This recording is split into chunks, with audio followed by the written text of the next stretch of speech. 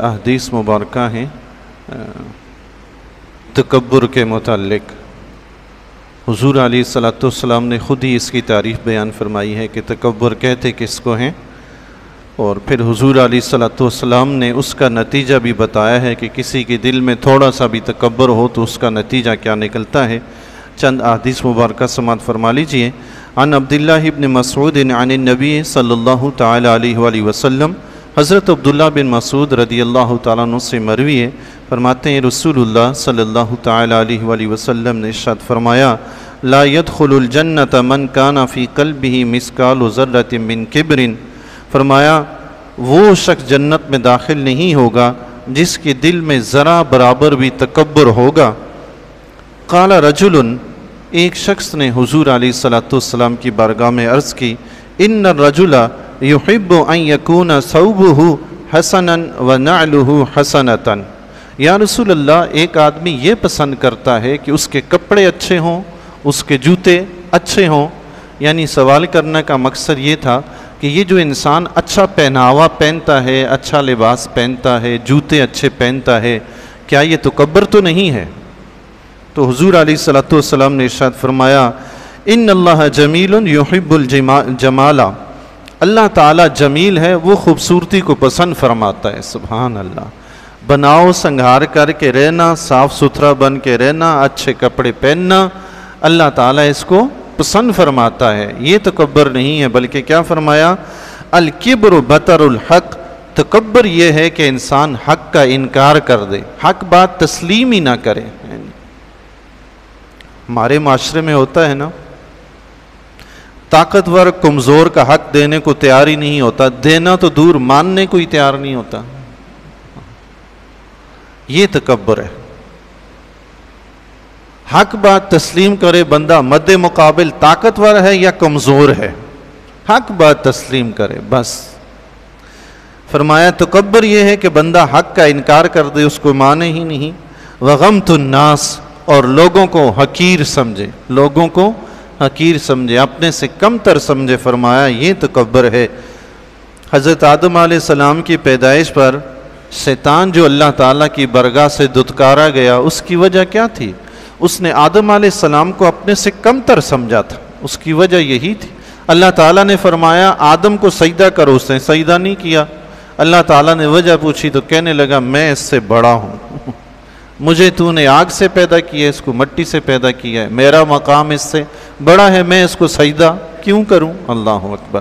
واللہ تعالیٰ نے پھر وہ ابلیس جس کے بارے میں آتا ہے کہ زمین پر کوئی جگہ ایسی نہیں بچی جہاں اس نے سجدہ نہ کیا ہو، اللہ، اتنا عبادت گزار اور عالم اتنا کہ حتیٰ کہ فرشتوں کا بھی استاد بنا ہوا ہے، یعنی اتنے بڑے علم کے باوجود، اتنی بڑی عبادت کے باوجود تکبر نے اس کو کہاں سے کہاں پہنچا دیا۔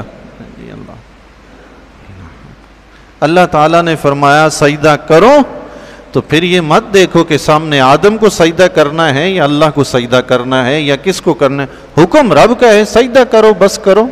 اللہ، تو بات رب کی ہے کہ رب نے کہہ دیا ہے کہ یہ حق ہے، اس کو مانو۔ عن عبداللہ قال قال رسول اللہ صلی اللہ علیہ وسلم لا يدخل النار احد فی قلبہ مثقال حبۃ خردل من ایمان، حضور علیہ الصلوۃ والسلام نے فرمایا کوئی بھی شخص جس کے دل میں رائی کے دانے کے برابر ایمان ہوگا وہ جہنم میں نہیں جائے گا۔ اللہ، اتنا سا ایمان، رائی کے دانے کے برابر، ذرا سا بھی ایمان ہے کسی کے دل میں، فرمایا وہ جہنم میں نہیں جائے گا۔ ولا يدخل الجنۃ احد فی قلبہ مثقال حبۃ خردل من کبریاء، اور کسی کے دل میں اگر رائی کے دانے کے برابر بھی تکبر ہوگا تو وہ جنت میں نہیں جائے گا۔ اللہ، رائی کے دانے کے برابر تکبر ہو تو بندہ جنت میں نہیں جاتا، رائی کے دانے کے برابر ایمان ہو تو بندہ جہنم میں نہیں جاتا۔ سبحان اللہ۔ عن عبداللہ ابن عمر ان رسول اللہ صلی اللہ علیہ وسلم قال ان الذی یجر ثیابہ من الخیلاء لا ينظر اللہ الیہ یوم القیامۃ، حضرت عبداللہ بن عمر رضی اللہ تعالیٰ عنہ فرماتے ہیں رسول اللہ صلی اللہ تعالیٰ علیہ وسلم نے ارشاد فرمایا جس نے تکبر کی وجہ وجہ سے اپنا کپڑا گھسیٹا، زمین پر کھینچا، لا ينظر اللہ الیہ یوم القیامہ، قیامت کے دن اللہ تعالیٰ اس کی طرف نظر رحمت نہیں فرمائے گا۔ اللہ، پہلے زمانے میں ہوتا تھا لوگ تہ بند باندھتے تھے، اب تو سلے سلائے کپڑے ہوتے ہیں، سی کے کپڑے پہنتے ہیں، تو پہلے زمانے میں ہوتا تھا تہ بند چادر وغیرہ باندھ لیتے تھے، اور اس زمانے میں لوگ یہ بڑا پن محسوس کرتے تھے کہ ان کا کپڑا زمین پر گھسیٹتا ہوا جائے، ہیں جی۔ آج کل کے دور میں بھی میرے خیال میں کچھ بڑے گھرانوں میں شاید ہوتا ہوگا کچھ اس طرح کا، بڑے بڑے لباس جو ہوتے ہیں تاکہ زمین پہ گھسٹتے ہوئے جائیں، بڑا کھلا کشادہ لباس۔ اللہ اکبر۔ حدیث شریف میں آتا ہے حضور علیہ الصلوۃ والسلام نے فرمایا، تم سے پہلی امتوں میں ایک شخص بناؤ سنگار کر کے خوبصورت بن کے گھر سے باہر نکلا اور وہ تکبر کی وجہ سے اپنا کپڑا گھسیٹتا ہوا جا رہا تھا، اللہ تعالیٰ نے اسے زمین میں دھسا دیا اور وہ قیامت تک زمین میں دھستا رہے گا۔ اللہ اکبر۔ تکبر بڑائی اللہ کو بالکل پسند نہیں ہے۔ اللہ، یہ تکبر ایسی چیز ہے جی جو مسلمان بھائی کا حق ادا نہیں کرنے دیتا۔ پھر میں جو آگی نا میں، تو پھر بندہ کہتا ہے جو بھی ہے بس میں ہوں، حق میں ہی ہوں بس، پھر نہ پڑوسی کو دیکھتا ہے، نہ بہن بھائیوں کو دیکھتا ہے، نہ رشتہ داروں کو دیکھتا ہے، اور جو بھی ہوں میں ہوں۔ میں کے بارے میں ایک مرتبہ استاذ المکرم نے ایک بڑا خوبصورت سا واقعہ سنایا تھا۔ فرماتے ہیں کہ ایک بزرگ تھے، وہ اپنی زبان پر میں کا لفظ بھی نہیں لاتے تھے۔ میں کا تکبر سے اتنی نفرت تھی، میں کا لفظ بھی اپنی زبان پر نہیں لاتے تھے۔ کوئی شرارتی قسم کا انسان تھا، اس نے کہا یہ کیسے ہو سکتا ہے کہ وہ اپنی زبان پر میں کا لفظ نہ لائیں، میں جا کے سوال کروں گا ان سے، وہ اپنی زبان پہ ضرور میں کا لفظ لائیں گے۔ تو یہ شخص گیا ان کی محفل میں، تو ان سے جا کر اس نے سوال کیا کہ حضرت شیطان کو کس چیز نے برباد کیا؟ شیطان کو کس چیز نے برباد کیا؟ بزرگوں نے فرمایا بیٹھ جاؤ، نیچے بیٹھ جاؤ۔ وہ بیٹھ گیا۔ تھوڑی دیر کے بعد بزرگوں نے فرمایا وہ کون تھا جس نے شیطان کے بارے میں سوال کیا تھا کہ شیطان کو کس نے برباد کیا؟ وہ شخص کھڑا ہوا کہنے لگا میں۔ تو بزرگوں نے فرمایا یہی چیز تھی جس نے برباد کیا۔ اللہ، میں، اس نے کہا نا، بزرگوں نے فرمایا یہی چیز تھی جس نے شیطان کو برباد کیا، خود میں کا لفظ استعمال نہیں کیا، اسی کی زبان سے کہلوایا، اسی کو جواب دیا۔ سبحان اللہ۔ اللہ، دیکھیں جی، اللہ والے ایسے ہوتے ہیں جو اللہ کے ہو جاتے ہیں، رب کائنات ان کو سوالوں کے جواب دینے کا طریقہ بھی عطا فرما دیتا ہے۔ آپ یقین جانیں بزرگان دین سیدھی سادی سی بات کرتے ہیں، اگلے کا منہ بند ہو کے رہ جاتا ہے۔ وہ آل تشیع کا واقعہ نہیں، جہانگیر کے دور میں ملکہ نور جہاں جو تھی، اس نے ایران میں خط لکھ کے کسی شیعہ عالم کو بلایا تھا کہ یہاں آ کے مناظرہ کرو ان مولویوں کے ساتھ۔ تو وہ جب لاہور، اور آتے ہوئے لاہور سے ہو کے آنا، پہلے صوفیوں کو اپنا رنگ دکھانا، پھر یہاں آنا۔ تو وہ جب لاہور میں داتا دربار رحمۃ اللہ علیہ کے پاس کہیں پہنچا تو وہاں کوئی صوفی اس کو مل گئی۔ تو انہوں نے پوچھا کیسے آنا، وہ ان سے ملنے کے لیے گیا، کیسے آنا ہوا؟ بس جی میں ایران سے آیا ہوں اور اہل بیت کی شان بیان کرتا ہوں۔ آپ نے فرمایا بڑی بات ہے، سبحان اللہ، شان بیان کرو ہم بھی سنیں۔ تو کہنے لگا حضرت امام حسین رضی اللہ تعالیٰ عنہ کی یہ شان ہے کہ ان کے مزار کے آس پاس 40 قبروں والے جتنے بھی ہیں وہ بخشے ہوئے ہیں۔ تو بزرگوں نے فرمایا سبحان اللہ سبحان اللہ، پھر سناؤ۔ اس نے پھر سنایا، تو آپ نے تیسری مرتبہ پھر فرمایا پھر سناؤ، اس نے پھر سنایا۔ اچھا، آل تشیع جو ہے حضرت ابو بکر صدیق رضی اللہ تعالیٰ عنہ اور حضرت عمر رضی اللہ تعالیٰ عنہ کے بارے میں بہت برا بھلا اول فول بک جاتے ہیں، اور وہ دونوں حضرات حضور علیہ الصلوۃ والسلام کے مزار انور کے اندر حضور علیہ الصلوۃ والسلام کے پاس آرام فرما ہیں۔ تو بزرگوں نے جب حضرت امام حسین رضی اللہ تعالیٰ کی اس کی زبان سے یہ شان سنی تو فرمایا سبحان اللہ سبحان اللہ۔ اچھا، یہ امام حسین کو شان ملی کیسے؟ پھر اس آل تشیع سے سوال کیا یہ شان ملی کیسے؟ اس نے کہا جی یہ حضور علیہ الصلوۃ والسلام کی وجہ سے۔ فرمایا سبحان اللہ، جن کو حضور کی وجہ سے یہ شان ملی ان کی شان کا یہ عالم ہے کہ آس پاس 40 قبروں تک کے مردے بخش دیے جاتے ہیں، جن کی وجہ سے ملی ہے تو ان کے پاس لیٹنے والے کہاں جائیں گے؟ سبحان اللہ، اللہ اکبر۔ اللہ، وہ بخشے ہوئے نہیں ہیں کیا؟ جو خود حضور کے پاس آرام فرما رہے ہیں. یہ اللہ والے جی، سیدھا سادہ جواب، منہ بند. وہ بندہ بجائے اس کے کوئی مناظرہ کرنے کے لیے آگے جائے وہیں سے بھاگ گیا.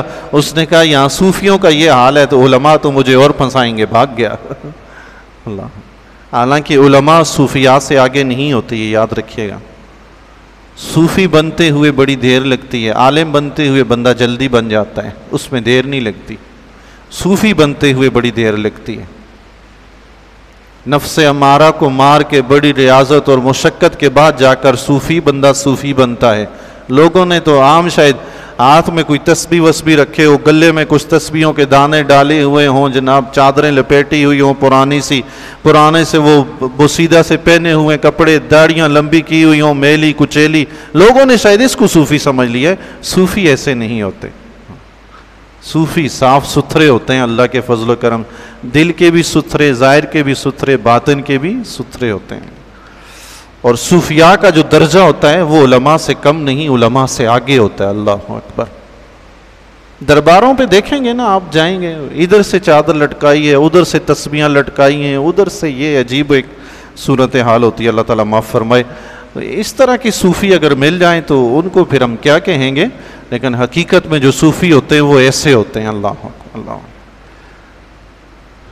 عرض کر رہا تھا کہ بندہ جب اللہ کا بن جاتا ہے تو رب کائنات اس کو بر وقت جواب عطا کرنے کی توفیق بھی عطا فرماتا ہے.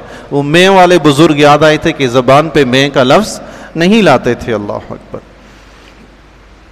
حضرت عمر بن شعیب اپنے باپ و اپنے دادا سے روایت نقل کرتے ہیں، یعنی نبی صلی اللہ علیہ وسلم قال یحشر المتکبرون یوم القیامت امثال الذر فی صور الرجال.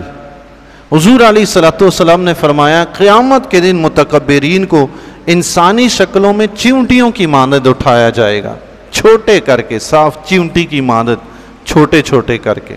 کیونکہ دنیا میں وہ اپنے آپ کو بڑا سمجھتے تھے، قیامت کے دن اللہ تعالیٰ انہیں بالکل چھوٹا کر دے گا. اللہ اکبر. یغشاہم الذل من کل مکان، ان پر ہر طرف سے ذلت چھائی ہوئی ہوگی. فیساقون الی سجن فی جہنم یسمى بولس، تو انہیں جہنم کی بولس قید خانے کی طرف ہانک کر لے جایا جائے گا. جہنم میں ایک قید خانہ ہے جس کا نام بولس ہے. فرمایا متکبرین کو قیامت کے دن اس قید خانے کی طرف ہانک کر لے جایا جائے گا. تعلوہم نار الانیار، انہیں ہر طرف آگ اپنے لپیٹ میں لے کر ان پر غالب آ جائے گی. یسقون من عصارۃ اہل النار طینۃ الخبال، انہیں جہنمیوں کی پیپ طینۃ الخبال پلائی جائے گی. اللہ اکبر. جو متکبرین ہیں جہنم کے قید خانے میں ڈال کر ان کو پینے کے لیے جہنمیوں کی پیپ دی جائے گی. اللہ تبارک و تعالی سے دعا ہے اللہ تعالی ہر قسم کے تکبر سے بچنے کی توفیق عطا فرمائے، حق تسلیم کرنے، عاجزی و انکساری اختیار کرنے کی توفیق عطا فرمائے. آمین. الحمد